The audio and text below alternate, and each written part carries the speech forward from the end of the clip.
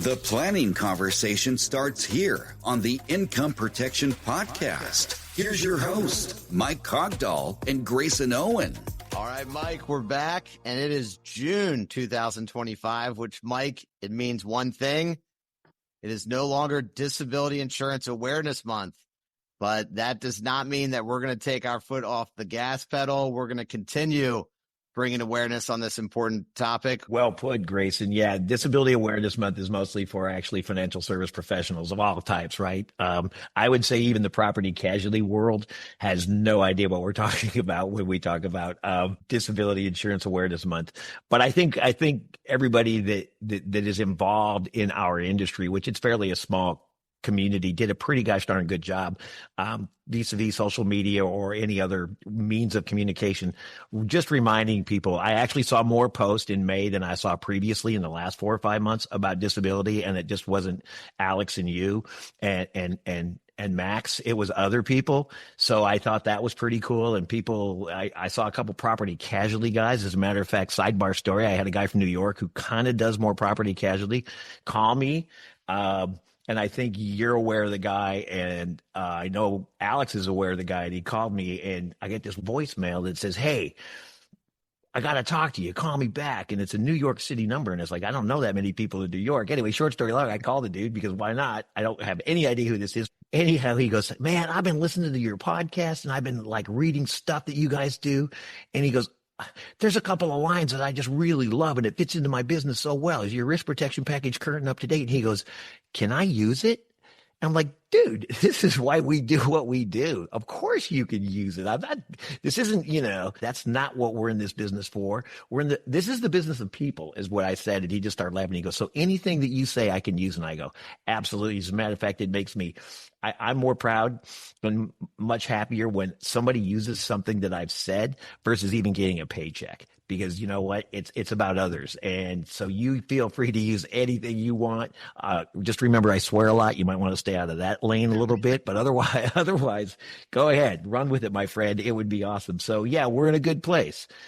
How about yourself? I know I rambled there, but I wanted to tell you that story. Yeah, no, that's awesome. Glad to hear that. And yeah, anything to help inspire people to get the word out.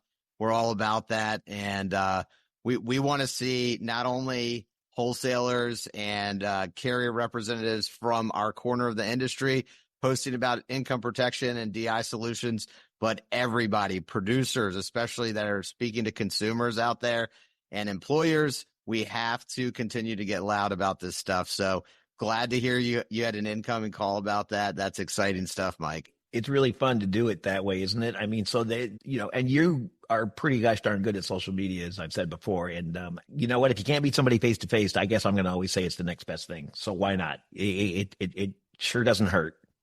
Totally agree. All right, Mike. So before we dive into anything, I know you had also shared a sad story, and you wanted to share a few words just to remind everybody that, life happens, things can change in an instant. This is real world stuff. And this is why we talk about this. And then maybe why that I still possess a great passion, even though I was born in 1960, 65. Now Medicare, it's pretty cool, by the way. I think I already used my deductible up yesterday. Anyhow, anyway, a little note. I remember I posted a while back, "Ain't no bake sale for the Cogdall girls," right? Take responsibility. I also mentioned like GoFundMe is the new bake sale thing when something happens. Yesterday, I got an email. Actually, today's Friday. Wednesday afternoon, I got an email, and I clicked the button to go to the link, and I'm just going to read not the whole thing and talk about it, but I'll just give you an idea of where we are. This is a family that I know lives in Denver, Colorado, and our children all went to school together. It says, "Dear friends, family, and compassionate strangers, we are reaching out with heavy hearts to ask you for your help during this devastating time for the blank family. Recently, the dad, a loving husband, devoted father, and sole provider for his family, suffered a traumatic brain accident that resulted in significant brain damage, underwent emergency brain surgery, and is now in a medically induced coma." And coma for minimum of 2 weeks. I won't continue to read. I think you get my point. When he comes out of the coma, they're pretty sure we don't know what's going to happen to his brain. Like, Will he be able to talk? It doesn't say how he had the traumatic brain injury. It sounds, if you read the whole GoFundMe page, that it was just an accident. Sole provider for the family, not working. Thus far, they've raised, a few $1,000 because that's their sole means of income now, is the love of family, friends, and compassionate people. Do I think that that's a good thing? I absolutely do. But I don't think in this world, in 2025, when the opportunity to take care of your family and put family first, that when this is neglected because it ain't going to happen to me, the crystal ball story, and it does, this is not the way you provide for your family.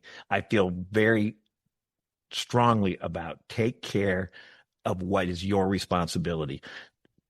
I'm sure nobody ever probably even asked this gentleman about, this is on us, about buying disability insurance, because you and I know in our long conversations, Grayson, and I'll throw it back to you, in all of these long conversations we have the same common thread. And that common thread for you and I is, it's just lack of knowing that it's even exists. It's just totally, it's ignorance. They don't even know it's out there. So I'm not saying that it's on him. I'm saying it's on whoever probably holds the life insurance, the property casualty insurance, the 3 or 4 other insurance brokers, maybe the 8 or 9 insurance friends he has. Somebody at some point, I hope, did try to get this guy to buy disability insurance, and maybe he didn't. But the net result's the same. This family is going to have to rely on other people, and they're nowhere near their goal on what they need. Wow. So, it's the real deal out there. And again, we don't have the crystal ball. If you do, please share it. Thoughts? Very sad story, but thank you for sharing that with us. It's a powerful and sobering reminder that, the work that we do is so important. And so I want to remind all the advisors and brokers listening today that every client matters, and take the time to educate them, because we just do not have that crystal ball. We don't know what's coming. And the last thing that I'll share is that, in the insurance industry, I've always noticed that there's this undertone of, a lot of times advisors and brokers, they want to go help clients so that it protects their book of business, and it makes it so that competing advisors and brokers don't go in there and help their clients instead of them, and they lose a client. Well, Mike, actually what's worse in our corner of the industry is that if you aren't talking to your clients and prospects about disability insurance or income protection, there's a good chance that your competition isn't going to either, and that no one's going to help them at all. And that might be what had happened to this family here, is that there's a potential that no one got to them before something happened. And that's really our worst case scenario. And on a side note to that, Grayson, and we'll talk about this for just a minute today, and we're not going to go heavy hearted. I mean, I hope and pray that everything is going to be okay, but at this very moment, it sounds like it's not. But we all know that this particular family has a property casualty insurance agent. And I'm not dissing a single person out there listening. I'm saying, is your risk protection package current and up to date? It's not a hard question to ask. And part of that risk protection package is disability income insurance. That could make the world of difference. I can tell you one person right now, or one family right now, that wishes they had it, is this family sitting in Denver, Colorado. And I guarantee you they have no awareness about it, or there wouldn't be a GoFundMe page. So it doesn't matter what part of this industry you're involved with. It's okay to bring it up all the time. People get to make their own decisions, but as you and I have said about 10 times, allow them the opportunity to say yes. Give them the chance. There you go. On that note, I'd like to ask you a question. When we've got, whether it's people that say, I don't do disability, I can't do disability because I'm not commission-based at all, and disability insurance is a commission-based product. Sure, I think people should have it, but I don't do it. I just talked to a guy today, I told you, or the other day, he's a friend of mine. He has 1,000 clients for medical insurance and med sup, right? And it's mostly medical, family medical. So they're all business owners, basically. How much does he do? I've been working on it for 2 years. So this isn't as easy as we try to make it sound, or I don't think we actually do try to make it sound easy. But my question is, why don't you do this? And he laughs and goes, I need to. I said, but you're not. You're not doing it. So when we get to an RIA, a person that doesn't take commissions, does a completely different kind of business, and is happy in their own space. In other words, if they're making, I'll make up a number, $450,000 a year, and that's family sufficient, and it's really good, and they're having a great life, they don't really want to be bothered or change what they're doing because what they're doing works. And, everybody is afraid of new. It's just the way the world works. You move as much as I do, you get less afraid of new, but everybody's afraid of new at some level. That being said, what do you do when you run into this? Because you're out there all over the place, social media, in person, at conferences. How do you handle this? What's your take on it, for lack of a better question? Yeah, great question, Mike. And the RIA field is probably the best example, but certainly in the individual health space as well. If you have a broker with a practice that specializes in individual health, we'll use the RIAs though as the example. I've been approached by RIAs over the years, and some of them have wealth managers that are not insurance licensed at all. And some RIAs will have an insurance division that basically handles all of the insurance for all the clients at the RIA. In that situation, I've been plugged in kind of as a DI specialist. We work in a wholesale capacity, and also I assist in application fulfillment, things like that, to help with their overall processing and act as their back office. With the purpose behind that, in that I get brought in to provide their clients with education so that they can make an informed decision if they want to move forward with coverage or not.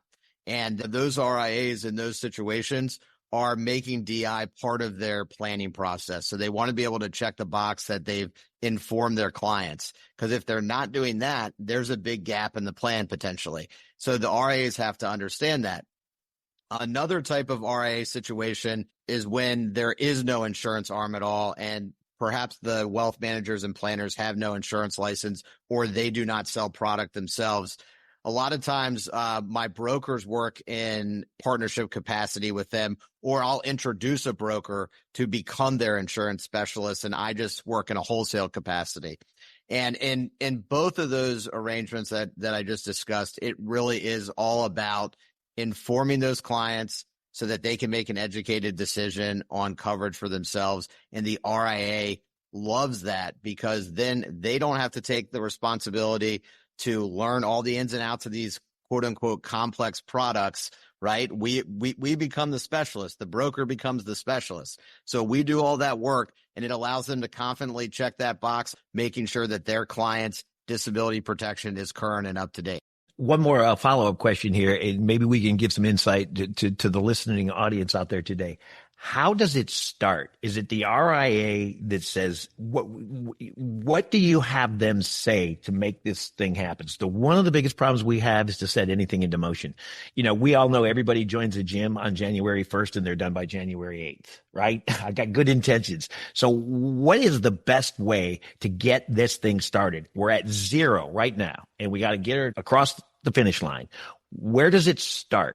Yeah, so I don't want to speak for any RIAs out there, but in my experience, most RIAs are diligently looking at the potential outcomes for a client's goals and objectives in the future, whether that's retirement planning, estate planning, making sure that there's survivorship income if something happens to one of the spouses.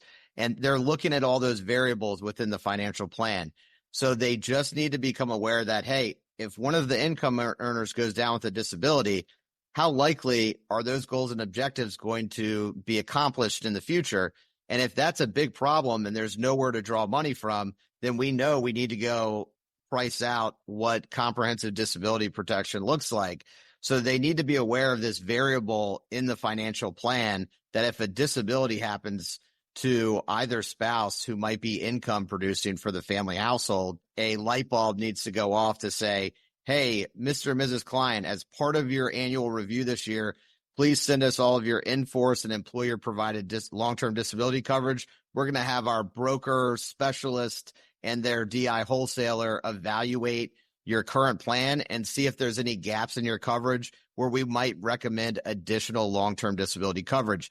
It is literally that simple. And the RIA usually sends out an introductory email to the broker. I'm usually looped in for some type of product evaluation, and I hop on a Zoom call with the broker to support them in their efforts and explanation to the client directly on what they have going on currently, maybe if they need to add additional coverage, what that would look like as well, and then helping the broker facilitate the new business process from there on. So really, it's up to the RIA to do nothing more than to make any kind of comment about disability insurance or income protection. Pretty much anything. Like, you know what? This is something that I think you need to look at. We've never really discussed it. Here, I'm going to use you as my guy. The RIA needs to do nothing more than, you know what? We need to look at this. I personally don't do this, but I have an expert by the name of Grayson Owen. Would you be more than willing to take his call? We work, as associates, we work together. We do it however you want to phrase it. And that's where it ends, right?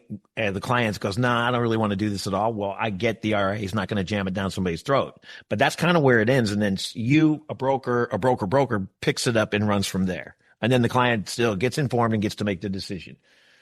Yes, absolutely, Mike. So it's as consultative as a process as it can be, right? You're literally just saying, here's where you are now. Here's where we recommend you should be. And here are the options to do that. Would you like to move forward or not? Third question, why doesn't it happen more often? I think it comes back to this marketing problem we call awareness. Yeah.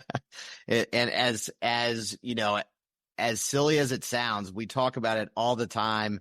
And it almost becomes annoying to us in the industry just to keep talking about, hey, we have an awareness problem. But the reality is that if you look at the DI business through a supply and demand lens, I'm no economist, but we have products at the carriers, supply, if you will, and the demand is just not there, even though it needs to be. We have working Americans that are not properly protected.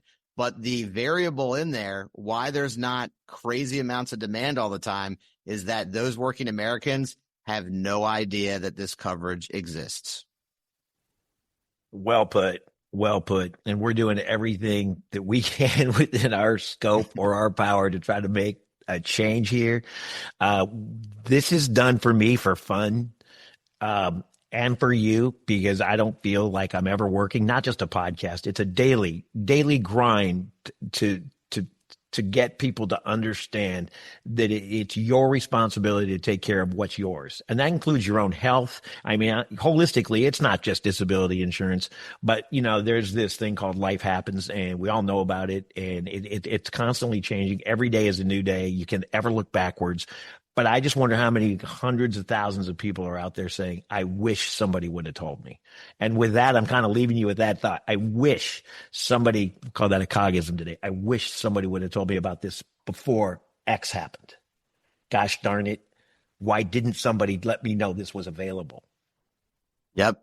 And as we've said before, you can't get the coverage after something happens. No, sir, you cannot. So it's with a heavy heart, again, that, you know what, my condolences go out to the family. And yes, I will contribute to the GoFundMe, but I think there was a better way. There you go. Well, I think we'll leave it here today, Mike. Appreciate your insights and thanks for sharing that powerful story with us and look forward to seeing you on the next show. I got you, my friend. And remember, financial planning starts with a risk protection package first. And your clients are counting on you. See you on the show next time. All right, my friend, be well.